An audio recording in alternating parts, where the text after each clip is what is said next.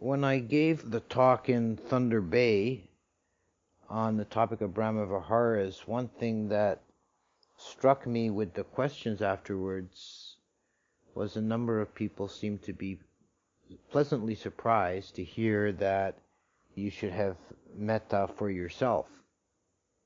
And this is a reflection of something that's a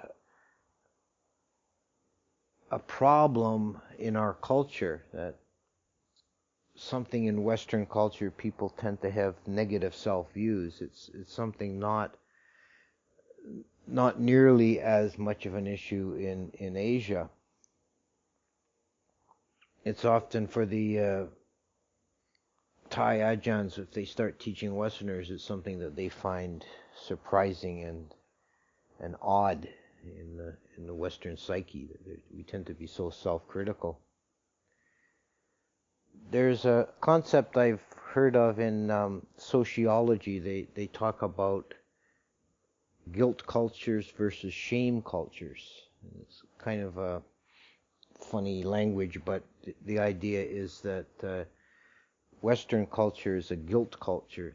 People feel guilty when they've done something wrong. It's like the psychic control is guilt, whereas in the East it's shame. People feel ashamed if they've done something wrong, and that's the psychic control. I don't know how far that's true. It seems to be, I think, is a general thing. Probably fairly accurate. There is definitely some difference there. One of the teachings that doesn't get talked about a lot, and this is again my usual complaint, largely because the translation is so awful, is that the two spiritual qualities of Hiri and Ottappa that are called the guardians of the world. And the translation that has gotten fixed for those is shame and moral dread. That sounds so off-putting. Like you're told you should have lots of shame and moral dread. It's very important to develop. And I think it's unfortunate because it's something that we could use more of. It's a very useful and encouraging teaching when you understand it properly.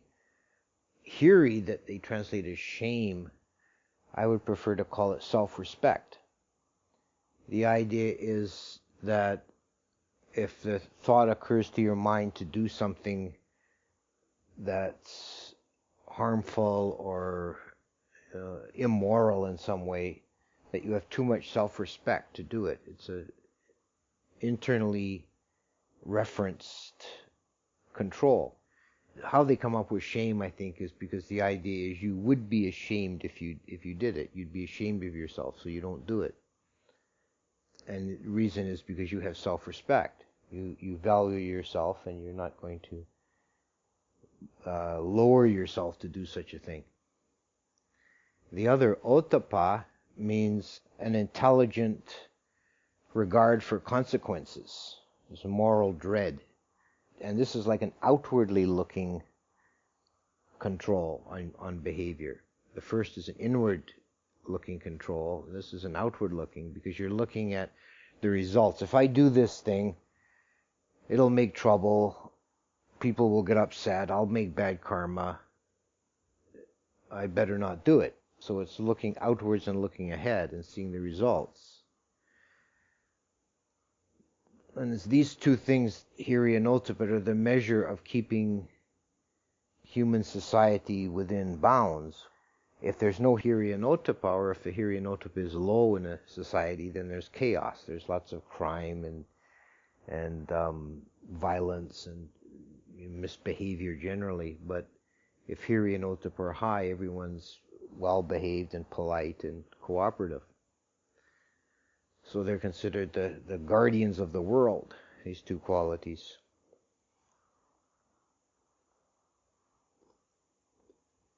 Beside that, that teaching, there's also an encouragement in many ways to contemplate your own good qualities.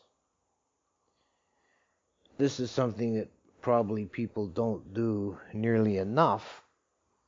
It's easy to contemplate your bad qualities, to think of the mistakes you've made and to dwell on your failures and your those areas in which you need work. It's easy to bring those to mind and dwell on them, but it's important to contemplate your strengths and value them. There's one of the traditional meditations in the Visuddhimagga, contemplation of virtue, contemplating your own virtues. And related to that is contemplation of devas, and the way that's done is to think of those qualities in yourself that are deva-like, and that the contemplation is something like all these devas got to enjoy this great bliss because of their good qualities of morality and generosity and so on, and I have these qualities too. So you can look at the deva aspect of yourself. And it's useful to cultivate these kind of thoughts because it multiplies the effect of your good karma. If you've done good deeds and you rejoice in them afterwards, that's a multiplication of the karma. And if you dwell on your bad deeds, and this is the guilt aspect in our culture, people tend to dwell on, get obsessed with mistakes they've made and think about them and feel guilty. That has a negative effect. And you definitely, when you get close to death, you don't want to have that in your mind. You don't want to be running back to regrets and guilty things you've done. Because the last moments of your mind stream as you're dying has a very strong effect on your subsequent rebirth. And there's a couple of stories relating to that. One is a story of a bhikkhu who was pretty scrupulous about keeping the rules, the Vinaya rules, but one time idly as he was passing by, he just pulled a leaf off a plant. And this is it's a minor rule. It's something you just confess it and it's done. It's definitely not a major issue, but in his mind it became a blemish, and he kept returning to it in his mind. And when he died, he had this thought foremost in his mind about pulling the leaf. And he had otherwise lived such a good life, he could have been reborn in one of the higher heavens, but he came back as some kind of minor Umadeva, several layers down from what he could have been because his mind was obsessed with this leaf.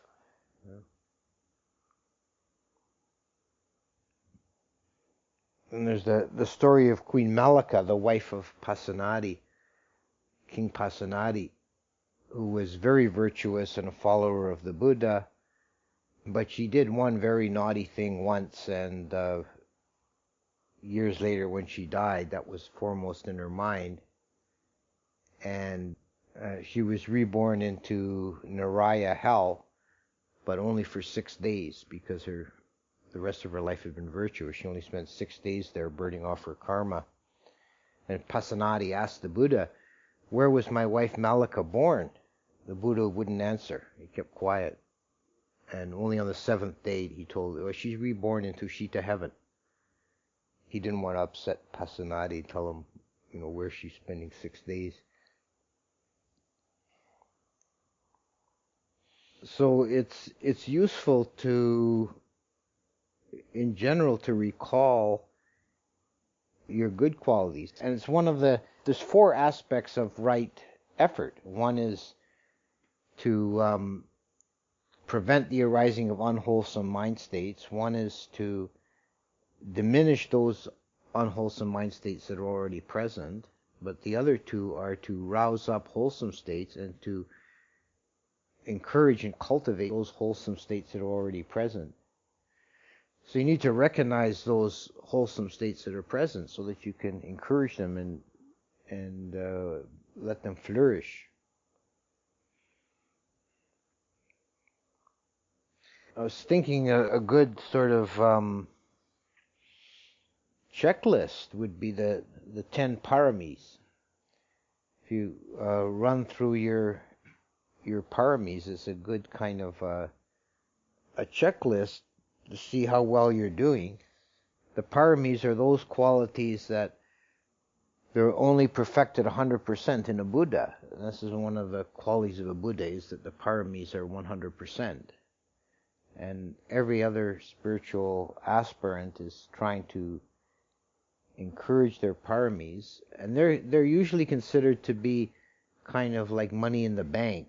Once you have paramis, you develop paramis, you can carry them over into your next life. They're spiritual strengths that are long lasting. And in the Theravada, there's a list of 10. There's different lists in Mahayana. There's 6. But in Theravada, there's 10 paramis. Let's see, what's the first one? Dana.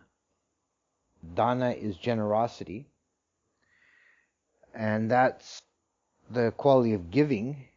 And it's not just giving material goods, but giving your time, giving your support. This is a quality that the Buddha developed last in his Bodhisattva career in the Vasantara Jataka. He was King Vasantara. This is a favorite Jataka in Thailand, but some Westerners find it kind of appalling because he gives everything away. Prince Vasantara, he's a king of I think it's of Varanasi, and they have this fabulous white elephant, and he had made a vow, I'll never refuse a request for giving. And some rascally Brahmin comes along and wants the elephant, and so he gives it away. And then this causes the populace to be in an uproar because they lost their magical elephant, and they exile him and his family. They overthrow him and exile him, and he's living in the forest with his wife and 2 sons. And another kind of, the word has gotten out about this guy. He'll never turn you down for anything. And some Brahmin comes along and demands him to give his children to the Brahmin to keep as slaves. So he gives his boys away. And the Brahmin drives them down the road with a stick. And at this point, Saka intervenes and says, I'd better intervene or that the wife will be the next one to go. And so he assumes the form of a Brahmin and demands the wife as a slave. And the king gives her away, and Saka whisks her off to Tawatingsa heaven and ensconces her in a comfortable abode and says, just wait, things will work out. And then the story goes on. Eventually he gets everything back, including the kids and the kingdom and the elephant. But he had given everything away. This is the perfection of Dana Parami. Sila is the next one, and this is morality or keeping of precepts. And this is something you can look at yourself and judge, a good quality of Sila. And I think everyone here has probably got a good quality of Sila. I mean, nobody's out robbing and beating and stealing. This is keeping the 5 precepts to whatever degree you do is Sila. And keeping Sila is a way of living easily, living happily, peacefully. And it's not regarded as a sacrifice or a burden. It's regarded as a pleasant, congenial way to live. If you're keeping the precepts, then your life is easy and smooth and you don't have difficulties. Nekama is renunciation. It's the ability to give up, to let go, to not hold on to things. When things are lost or change, you're not upset. You're able to abandon things. You're not clinging to conditions or objects or persons, situations. You're free in that way. We had a set of bookmarks with the 10 paramis on them. Maybe some of you remember that. We had, giveaways. We had these parami bookmarks that they made up at, I think, at Birken Monastery. So one of the laymen made them up, and they were quite good, except I never liked the one for Nikama. I thought the symbol on it was kind of misleading. Each one had a little picture to illustrate the virtue. This one showed a man looking out through prison bars at a sailboat on the lake. That's really the wrong spirit of Nakama. It's not like you're in prison longing for the sailboat. You know, it's that you're not in prison with Nakama. You're free. You abandon your clingings and desires that cause you trouble, difficulty, this hanging on to things.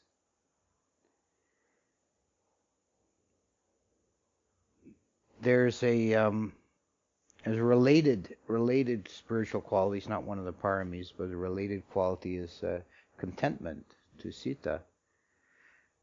There's a Mahayana poem that has a line that says, "Contentment is the wish-fulfilling gem," which I've always liked that idea as a concept. It's a wish-fulfilling gem because in ancient India, in the kind of fairy stories, there's always it's like the holy grail of India. It's a wish-fulfilling gem. It's the hero, the prince is always looking for the wish-fulfilling gem. It's this magical jewel that if you hold it, you grant your wishes. And if you're content, it's like having the wish-fulfilling gem, because you get all your wishes are fulfilled. You just wish for what you've already got, and all your wishes are fulfilled. You're content. Okay? Panya is wisdom, understanding of things as they actually are, not being deluded, having a clear understanding, being able to understand the world and yourself and situations. And that's something that's built up over time. It's different. It's not the same thing at all as knowledge. You can get all kinds of knowledge, and it's good to accumulate knowledge. It's useful. You can get knowledge from books, but you can't really get wisdom from books. Wisdom comes from inside. It's experience and a deep understanding.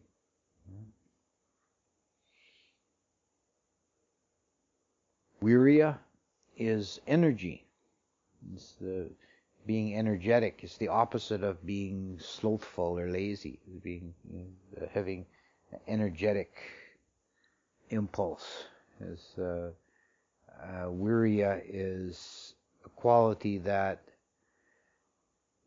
actually, in one form or another, related concept is vayamo, effort.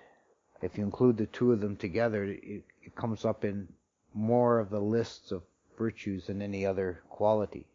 Buddha put a lot of emphasis on it, and he said the goal is for the energetic, it's not for the slothful. And there's one sutta where this is one of the ones that shows the Buddha's sense of humor. He's talking about, he's kind of mocking lazy bhikkhus that are avoiding practice. It's too hot, I can't practice. It's too cold, I can't practice. It's too early, I can't practice. It's too late, I can't practice. I'm too hungry, I can't practice. I'm too full, I can't practice. I saw kind of a version of that in a cartoon. A lot of little panels, and it starts out with a little kid, and it just says "too young," and then like a teenager and having too much fun, and then with a girl, too much in love, and then grown up. It's like following him through his life, and it's like he's grown up, but he's at work and too busy. And the last couple of panels is too old, and then a gravestone, and it says too late.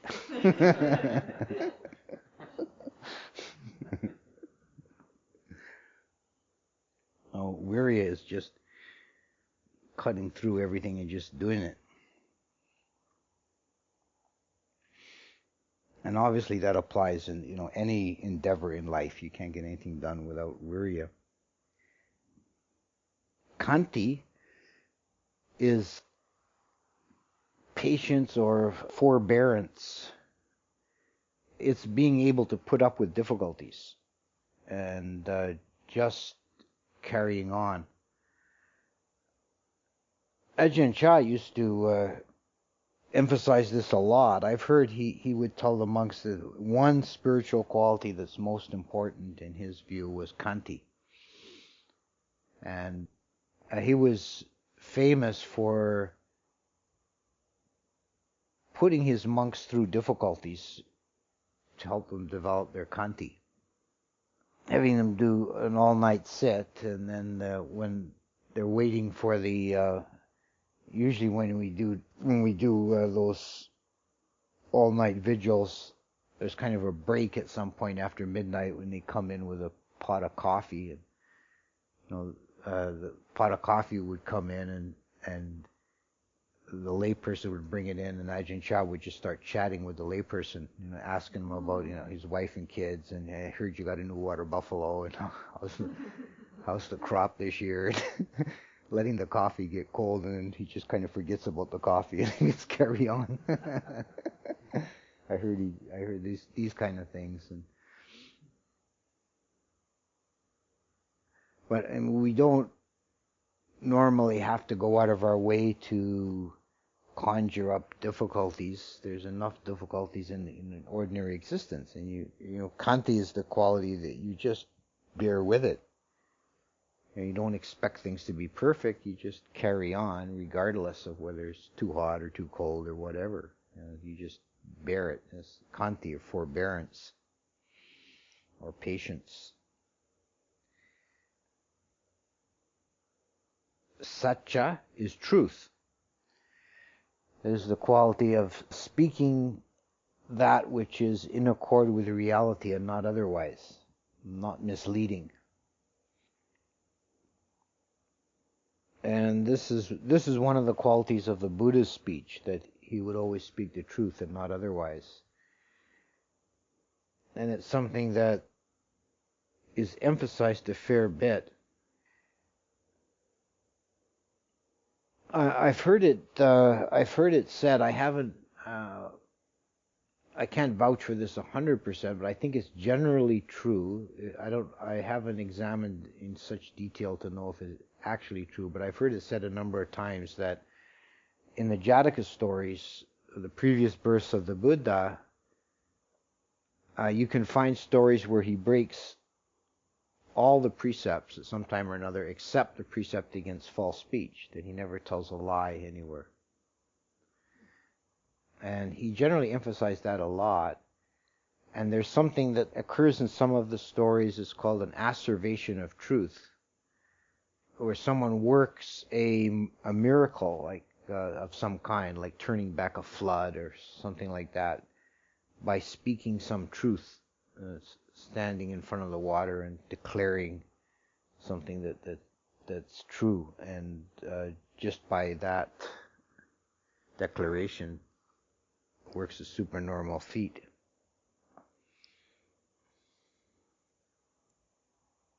Aditana is the quality of resolution or determination. As a kind of in colloquial speak, you might say stick-to-itness, being determined, staying with it, not giving up. There's a practice that sometimes is done in Thai monasteries. They call the taking an aditan. It's the usual Thai way. They kind of truncate the Pali words. They take the endings off. It's aditana. It becomes aditan. Taking an aditan is like taking a vow. It would be something like refraining from eating desserts for 6 months or something. So you just make some kind of a determination. One of the ones that's mentioned in the Visuddhimagga is the sitter's practice, where you never lie down. You do this for a period of time, some months. You sleep sitting down, and you never lie.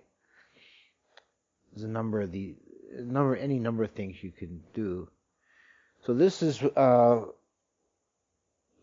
one thing that I'd like to emphasize with people who come here to do meditation retreats, if they determined at the outset they're going to do 3 weeks, then it's very important they finish the 3 weeks. Even if meditation falls apart and they just hanging out in the kuti doing nothing is better than going home.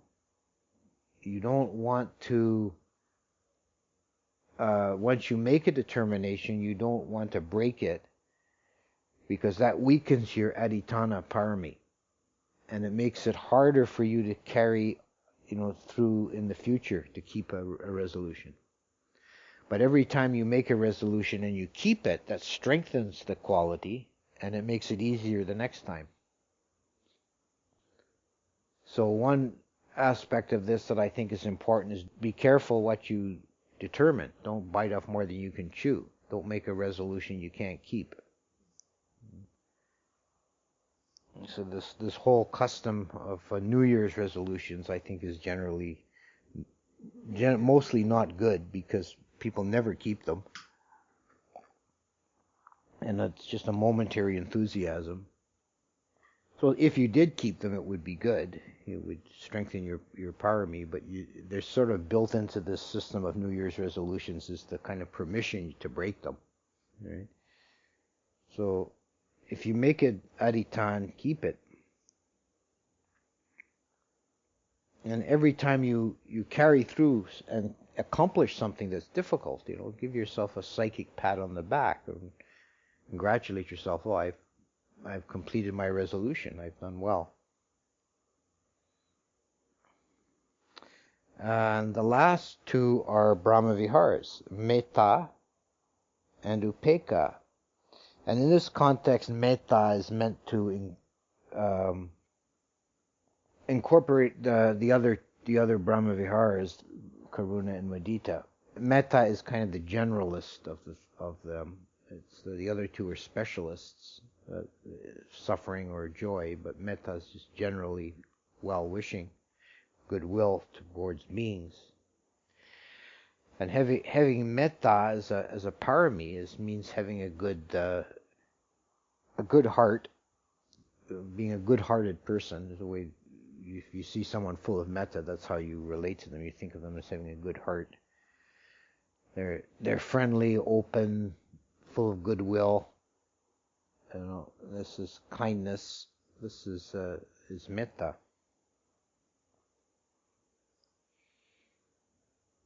Committing random acts of kindness.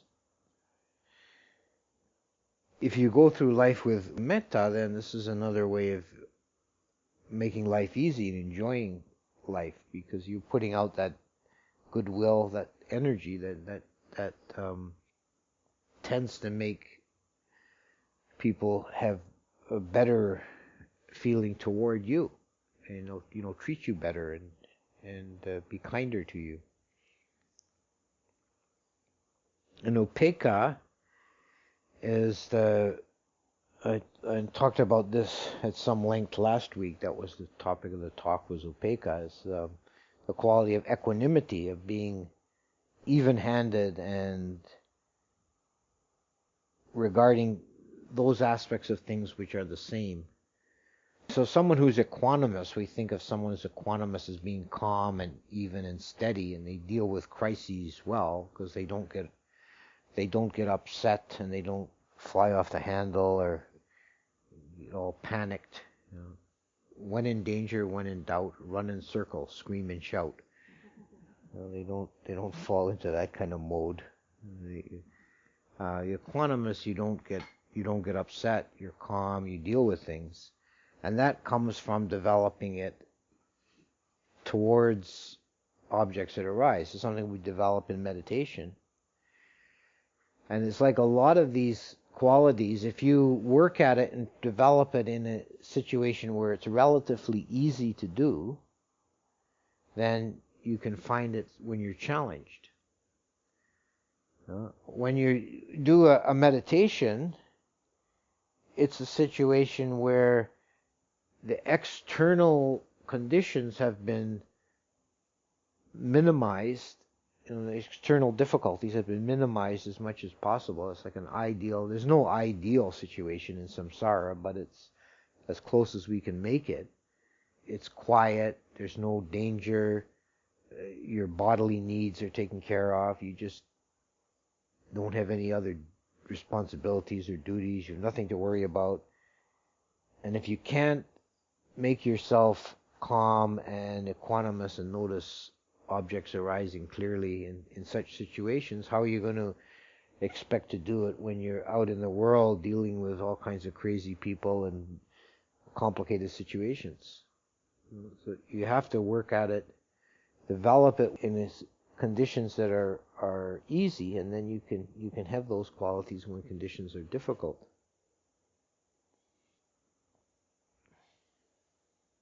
So instead of, in summary, instead of always thinking about the defilements, which is important, it's important to recognize when you've got defiled conditions and you've got faults you need to work on. That's also another aspect. But don't neglect looking at and rejoicing in the positive qualities that you have developed. And that doesn't mean resting on your laurels. You recognize those qualities that you've developed and you try to flourish them and make them stronger yet. Okay.